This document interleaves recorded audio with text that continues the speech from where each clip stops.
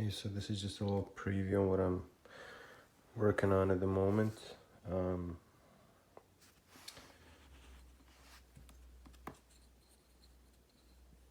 It's a little kayak propulsion motor. This right here will mount on the rudder. You can see there are holes here that I will drill through the rudder and use 3 screws and bolts and nuts to 3 bolts and nuts to mount it on. So here's the battery, and this is my control box. This is the charger right here.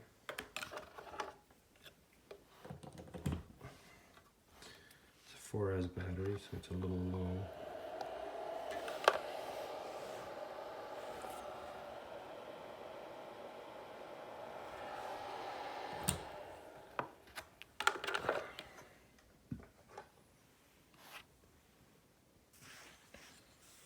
So just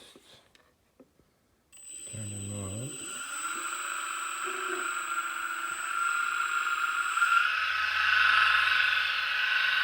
Oh.